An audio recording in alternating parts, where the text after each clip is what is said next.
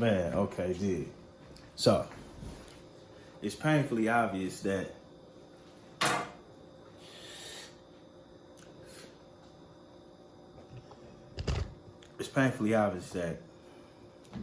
you can say anything about black men on the internet. You can say anything about white men on the internet, and you can say anything about Mexican men on the internet. But if you say anything about any other type of man, you're canceled. If you say anything about any other type of profession, you're canceled. If you say anything about somebody's sexuality other than a white, black, or Mexican male's sexuality, you're canceled.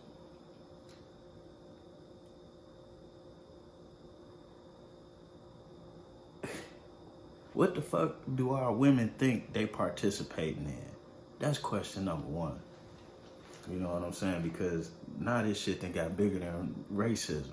Because now we live in a world where it's cool to do anything demeaning or demoralizing or to dehumanize any American man separate the natives.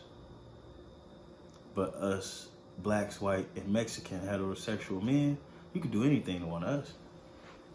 And of course, us black men is on the lower of that totem pole, but for us to find some real resolution in this as heterosexual men, we gotta leave the race part out, kinda. You know what I'm saying? And what's leading me down this road is I'm new to social media. I'm just as new to Facebook as I am to YouTube, as I am to Instagram, as I am to all of that shit. All of this shit started because I wanted to tell jokes. And with my profession and the way a comedy club worked, I couldn't exactly get in there to tell jokes at a proper time for new niggas. You know what I'm saying? When you knew you got to come in on Tuesday and Wednesdays, they be wanting you there by like 7. You know, the club open at 8, and they start throwing y'all new guys out there between 7:30 and 9 o'clock. You know what I'm saying? Or some shit like that. It's some improv places, but I don't know if that's for me. Because I know all y'all in my comments, a lot of y'all be, people in my comments more resourceful than any other group of people I ever met. So I know what y'all gonna come with. Anyway, I took my first stand-up bit and I condensed it and made a song out of it.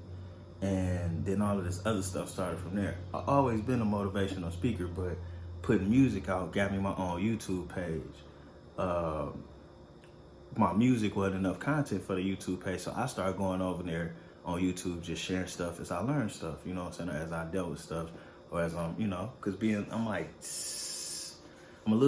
like 8 years into fully being legit, you know what I'm saying?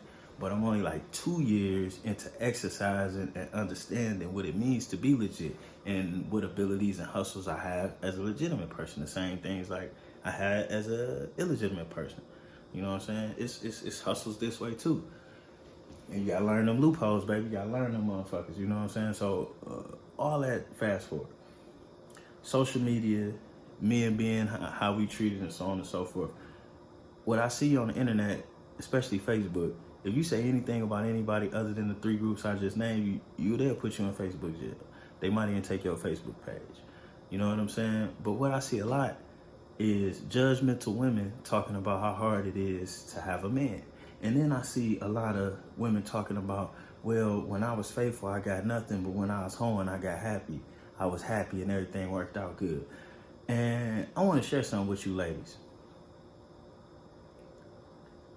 To be a whore, W-H-O-R-E, that's a profession. That's a job. To be a hoe is a person. Now, I know a lot of y'all women get jealous because you see straight out whores get married and have good, happy relationships, healthy relationships. You know why? Because that's that bitch profession. People change jobs all the time.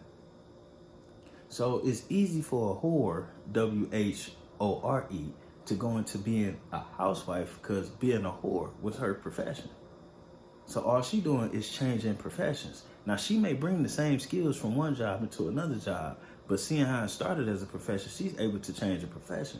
Now, the problem with you hoes is that's in your personality. That's who you are. You'll do that shit for free. You would do it just because. You would do it because of the opportunities that you'll do it. A hoe is a whore or go fucking bring that money home and tell you what she did what she going to do before she leave.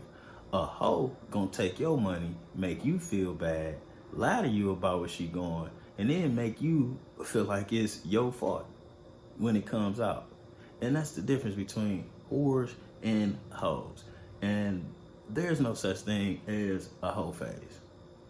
Either you cut like that or you not. We all done had our nights where we did this or did that, but you don't have nights where you did this and did that, 20, 30 times a year. That's a choice. That's a choice. And if you have been hoeing, it don't make it impossible for a dude to fall in love with you, but your idea of what it means to be faithful from his perception is never going to be good enough for him to choose on you how you want to be chose on.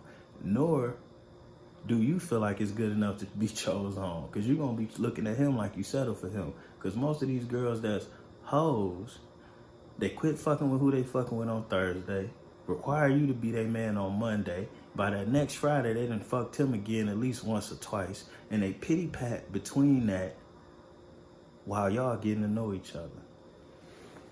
And then once you get to know her, you see what was going on while y'all was getting to know each other. But you know what we do as men? We don't say nothing. You know why?